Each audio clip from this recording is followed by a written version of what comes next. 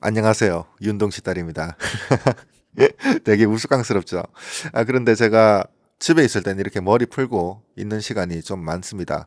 그런데 이거 좀 여성 시청자분들한테 좀 여쭤보고 싶은 게 있습니다. 제가 머리를 기른 지가 뭐 처음이라서 그런데 제가 이 머리를 감고 드라이기로 말리면 이쪽은 이렇게 정전기가 이렇게 막 되게 많이 일어나요. 이쪽은 정전기가 되게 많이 일어나는데 이 반대쪽 보면 반대쪽은 또 정전기가 일어나지 않거든요. 여기 보시면 안 일어나잖아요. 이게 왜 그런지 아시는 분들은 좀 이게 정전기 없애는 방법 좀 알려주시면 감사할 것 같습니다. 어찌되었든 제가 이번에 영상을 만들게 된 이유는 이전에 제가 좀 만들려고 했어요. 이전에 만들려고 했는데 제가 조금 늦게 만들었습니다. 죄송합니다. 아무튼 야놀자에서 제가 자전거 여행을 할 당시에 야놀자에서 뭐 낭만 여행기라고 하면서 무슨 글짓기 대회를 하더라고요. 공모전 같은 걸 열었더라고요.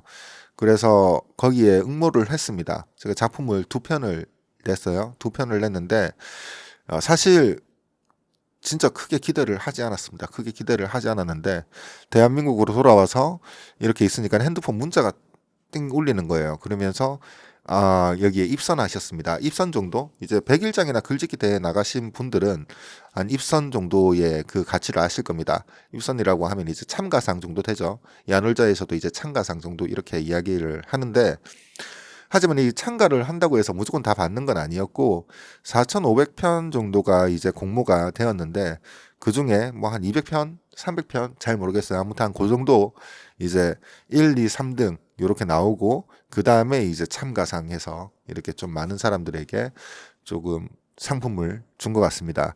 근데 이 상품을 제가 보니까 공교롭게도 야놀자 쿠폰, 이제 10,000원 쿠폰을 이렇게 줬더라고요. 근데 다들 아시다시피 제가 국내에서는 숙박업소를 갈 일이 없습니다. 뭐 애인도 없고 말하고 있는 이 상황에서도 웃기네요. 예. 와이프는 뭐 좀 하늘나라 먼저 가 있고 이렇다 보니까 국내에서는 제가 이 숙박 어플을 거의 사용을 하지 않아요. 그렇다고 해서 제가 또 해외를 나간다고 해도 이제 구글이나 이제 아고다 이런 걸 좀 많이 이용을 하고 국내 어플은 거의 사용을 하지 않습니다. 그래서 이 쿠폰을 제가 사용을 하지 않을 거예요. 근데 이걸 그냥 놔두면 아깝잖아요.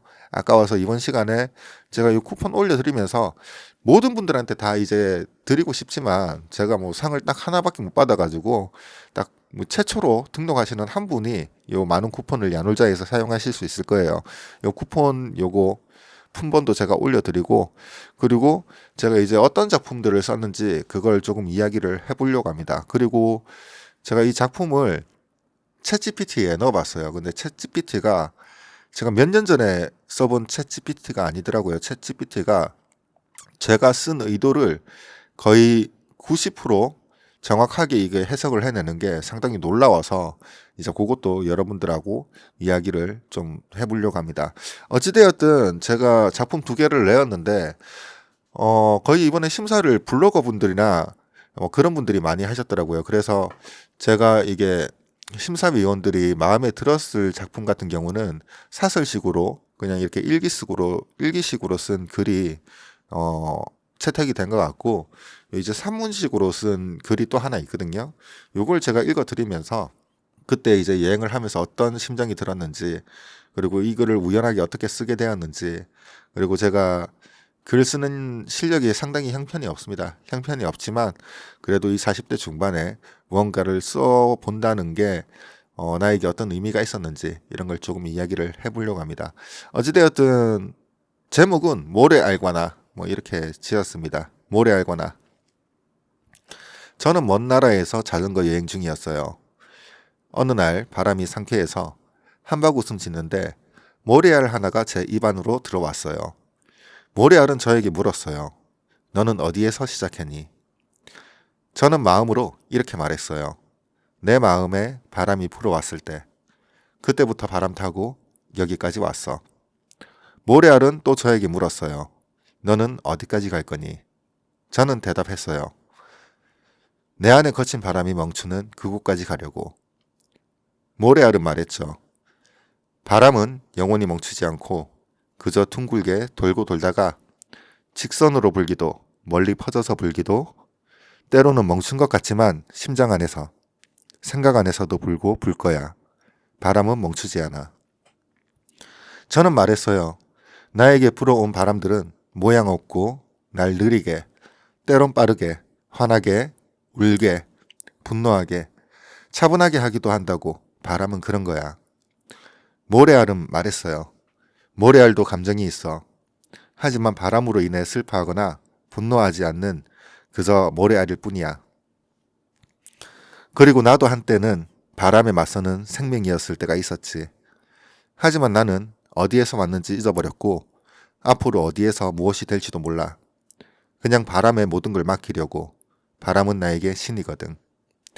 나는 모래알을 입안에서 뱉으며 말했어요. 만나서 반가웠어. 그리고 잠깐이라도 나와 함께 해줘서 고마웠어. 언젠가 우리 다시 만나자. 자, 요렇게 제가 글을 썼습니다. 요렇게 글을 썼는데 저도 신기한 거예요. 참고로 요거는 이제 제가 그게 심사위원분들께서 마음에 안 들었을 것 같은 글이고 마음에 들었을 것 같은 글은 아까도 이야기했지만 그거는 이제 지금은 안 올리고 요거부터 이야기를 하도록 하겠습니다. 요걸 제가 챗 GPT에 넣어봤어요. 이게 글을 넣어보니까 이제 어떤 해석을 해줬느냐면 주요 테마와 상징, 바람.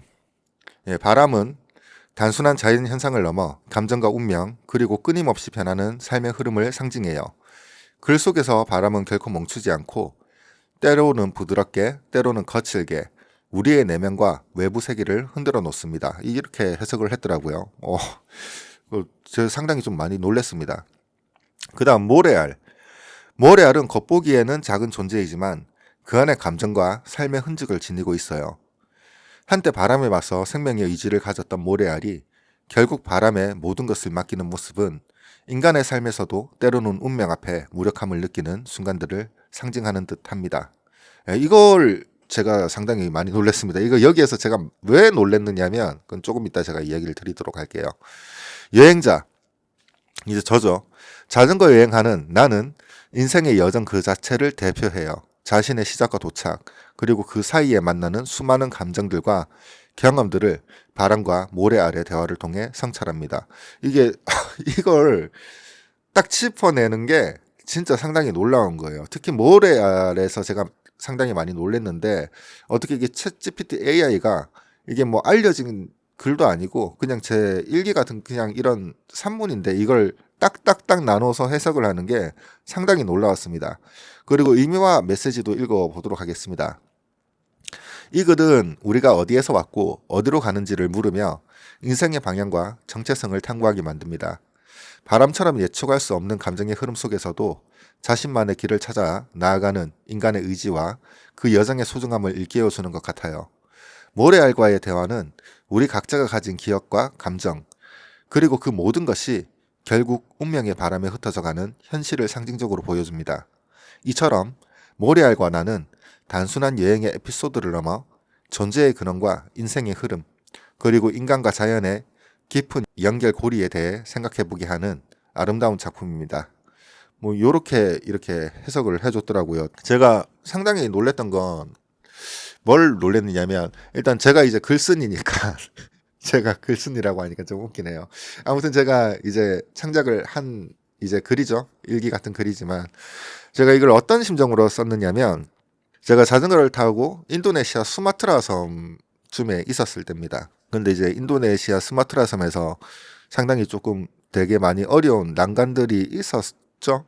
있었는데 거의 한 1300km 그 섬에서만 1300km 정도 이동을 하는 거리에서 상당히 많은 걸 경험을 했고 그리고 상당히 좀 힘든 과정들이 있었는데 그냥 글을 쓰려고 이렇게 땅바닥에 앉아서 이제 핸드폰을 가지고 끄적끄적 하고 있는데 그냥 그런 걸 이야기를 하고 싶은 거예요. 제가 뭘 이야기를 하고 싶었느냐면 자전거를 타고 베트남 다낭에서 캄보디아를 거쳐서 타일랜드 거쳐서 말레이시아 거쳐서 인도네시아 수마트라섬까지 오면서 제가 정말로 많이 본 게 로드킬을 되게 많이 봤습니다. 로드킬. 자전거 여행을 장거리로 하시는 분들은 로드킬이 생각보다 많다는 걸 알 거예요. 그리고 참고로 대한민국 같은 경우는 대한민국 시민 의식도 좀 이런 부분에서는 좀 상당히 뛰어나고, 그리고 공무원분들이 로드킬 이런 거 좀 빨리빨리 정리를 해주시잖아요. 이런 부분에서는 좀 칭찬을 해줘도 된다고 저는 생각을 합니다. 아무튼 대한민국에서는 좀 흔하지 않게 이렇게 보는데, 자전거 여행을 하면서 동남아에서는 좀 상당히 흔하게 봤습니다. 특히 뭐 대한민국에서 볼 수 없는 동물들의 로드킬, 뭐 원숭이라든지 리자드맨이라든지 왕도마뱀 엄청 큰, 그리고 뭐 악어과의 그런 파충류라든지, 혹은 이제 들개들, 그리고 길에서 도로가에서 키우는 개들, 고양이들, 뭐 그리고 새들도 이제 엄청 큰 새들도 있고 새들의 종류도 다양합니다. 그런 친구들이 상당히 좀 많이 도로가에서 죽어 있는 걸 보고, 또 직접적으로 사고가 나는 장면들도 이렇게 목격을 하다 보니까 되게 많이 슬프죠. 슬프고 가슴이 아프죠. 가슴이 아픈데, 태국에 이제 수라타니 쪽 갈 때였나? 춘폰 쪽으로 갈 때였나? 였어요. 아무튼 그 지역을 지나가는데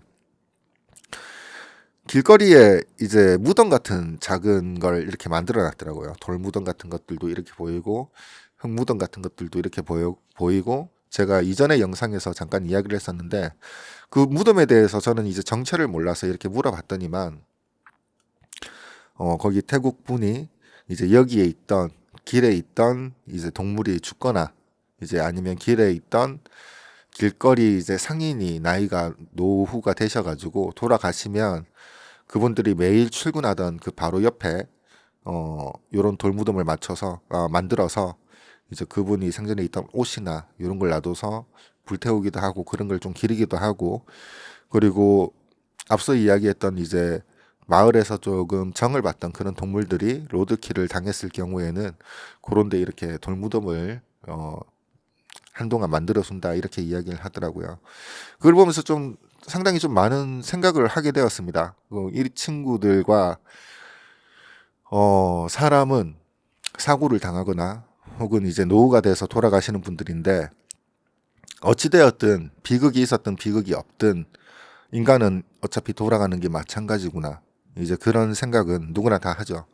근데 이제 길을 지나다가 이렇게 계속 로드킬을 만나면서 로드킬을 볼 때마다 어떤 생각이 드느냐면, 일부 로드킬 당한 동물은 이제 야생 원숭이들이 와서 막 뜯어먹기도 하는 그런 장면도 보고, 그리고 이제 개가 로드킬을 당했는데 이제 다른 개가 와서 또 뜯어먹는 그런 것도 보고, 이제 어떤 로드킬 같은 경우는 완전히 말라서 부스러기가 돼서 이제 흙이 되는, 이제 그 상태까지 간, 완전히 그 고온의 환경에서 말라서 이제 그 정도까지 간 그런 것들도 보다 보니까 가죽만 남아 있더라고요. 그런 것들만 보니까 결국에는 이제 다른 것에 먹이가 되든, 아니면 땅에 묻히든, 아니면 말라서 비틀어져서 부스러지든, 돌아가는 건 흙 알갱이로 돌아가는구나, 그런 생각이 들었습니다. 그런 생각이 들었고, 그리고 또 제가 수마트라 섬에서 자전거를 타는데, 우연히 제가 이제 마스크를 하고 자전거를 타는데, 우연히 좀 급한 상황에서 마스크를 못하고 자전거를 타다가 모래알 하나가 이렇게 딱 들어오는 거예요. 입안으로. 실질적으로 모래알이 입안으로 이렇게 딱 들어오는데, 근데 그 모래알이 내 입안에 딱 들어왔을 때 아마 뼈 조각일 가능성도 있었을 겁니다. 왜냐하면 거기에 로드킬을 좀 많이 당하는 구간이라서, 그 약간 좀 하얀 부스러기처럼 이렇게, 아시잖아요. 뼈하고 말라가지고 거의 모래 직전으로, 그런 게 제 입에 하나 들어온 것 같아요. 그런 모래알이. 그때 그 더럽고 막 그렇다라는 생각이 들지 않았어요. 일반 사람들은 그냥 바로 뱉어버리고, 어떤 분들은 좀 민감하신 분들은 이제 구토를 할 수도 있고 그렇겠죠. 근데 그때 그 하나를 입안에 그냥 놓고 그냥 멍청하게 생각을 하게 되더라고요.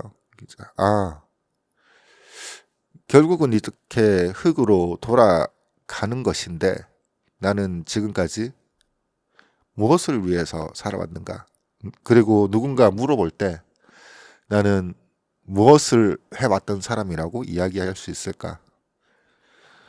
그리고 만약 신이 있다고 하면 신에게 내가 다시 갔을 때 나는 어떤 사람으로 살았다. 혹은 이제 하늘에 있는 내 아내를 다시 만났을 때, 여보 나는 이런 세상을 살아왔어. 라는 말을 할 때 나는 이제 어떤 세상을 살아왔고 나는 어떤 사람인가에 대한 그런 생각이 되게 많이 들더라고요. 그래서 그 의문점을 그냥 제가 스스로 그냥 일기 쓰듯이 그냥 써내려 간 겁니다. 예전에 이제 글을 쓸 때 그런 이야기를 한 적이 있었어요. 예전에 20대 때 이제 글 쓰는 게 좀 취미라서 글을 쓰면서 다녔을 때 저는 제가 쓴 글에 대해서 해석해 주는 걸 되게 많이 좋아했었거든요. 근데 어떤 한 선생님께서 이런 말을 하더라고요. 아, 해석하기보다는 네가 하나의 글을 썼을 때 독자들이 어, 막 수십 가지, 수백 가지, 수천 가지의 해석을 내놓을 수 있는 글이면 더 좋다. 이렇게 이야기를 하더라고요.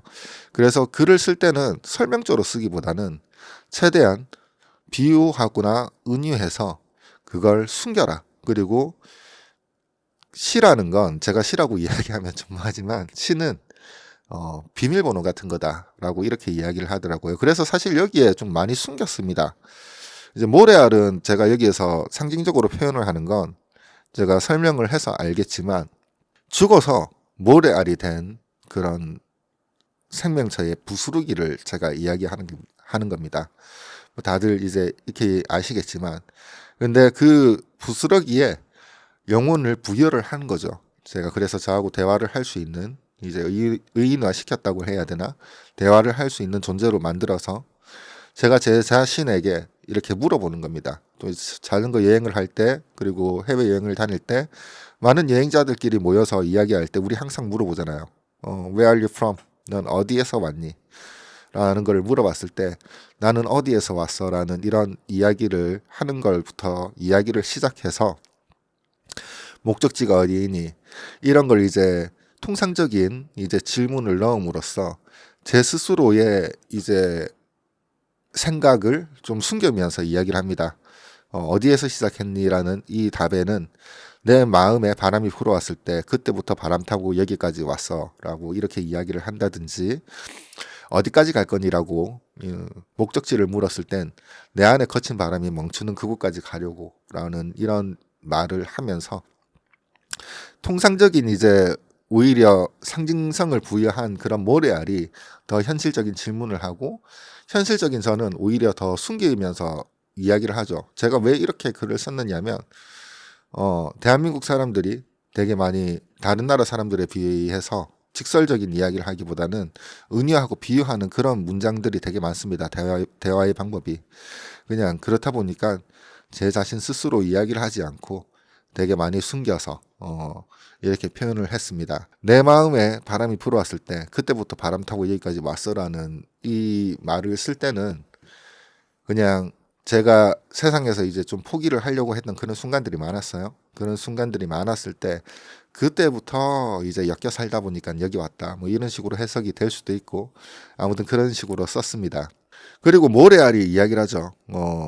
바람은 영원히 멈추지 않고 저한테 이제 맞춰주는 거죠. 멈추지 않고 그저 둥글게 돌고 돌다가 직선으로 불기도 때리기도 인생이 멀리 퍼져서 불기도 은유해서 또 보듬어 주기도 때론 멈춘 것 같지만 심장 안에서 이 사람은 말을 언행을 거두었지만 이 내 마음에서 계속 그 사람의 말이 생각나는 생각 안에서도 불 거야. 바람은 멈추지 않아. 인간의 감정이라는 건 이제 계속 멈추지 않는다고 이야기를 합니다. 제가 이야기를 하고 모래알도 여기에 대해서 답을 하는 거고 마치 세상 살아가는 것이 그런 게 아닌가라는 그런 생각이 좀 상당히 많이 들었습니다. 그리고 또 제가 이야기를 하고 싶었던 게 20대 때 제가 여행을 다녔을 땐 그런 생각이 들었어요. 누군가가 여행이 뭔가라고 이렇게 질문을 하면 저는 거의 생각할 겨를도 없이 항상 이야기를 했었어요. 여행은 내가 있던 자리에서 잠시 벗어나서 그곳을 둘러보고 내가 있던 곳으로 다시 돌아오는 걸 여행이라고 생각한다. 라고 20대 때 저는 그렇게 생각을 했습니다. 근데 이게 여행이라는 하나의 주제를 가지고 나이가 들다 보니까 마치 어릴 때 읽던 소설책이나 영화나 들었던 음악들이 나이가 들어서 듣거나 읽거나 이제 보았을 때 다른 느낌이 오는 것처럼 여행 역시도 이제 좀 마찬가지로 좀 다른 느낌으로 다가오더라고요. 30대 정도가 이렇게 되니까 여행이, 최근까지 제가 그렇게 이야기를 하죠. 여행은 사람이 가장 큰 여행이라고. 제가 이렇게 생각하는 이유는, 그전에는 다른 것에 가서 이제 건축물이나 이런 핫플레이스나 이제 그런 걸 보고 음식 같은 걸 먹고 이렇게 왔다고 하면, 이제 여행을 좀 나이가 들어서 가보니까 그곳의 사람들은 지금까지 어떻게 살아왔고, 문화나 이제 다른 가치를 떠나서 인간으로서 우리 다른 가치랑 다른 문화 속이었지만 우리 열심히 살아온 하나의 인간이야. 신이 있는지 없는지는 잘 모르겠어. 하지만 신이 있든 없든 우리는 인간으로서 최선을 다했어. 이제 그런 마음을 조금 현지인들과 문화가 다른 사람들과 이렇게 느끼고 오면 왠지 조금 살아있다라는 그런 생각이 들고, 그리고 조금 새로운 걸 경험했다 이런 생각이 들더라고요. 그래서 제가 30대 이후부터는 여행은 사람이 가장 큰 여행이다라고 제가 그렇게 이야기를 하고 다녔습니다. 다니고 있습니다. 근데 이제 40대가 되니까 이제 제가 이 여행에 대해서 어떻게 생각을 하느냐면,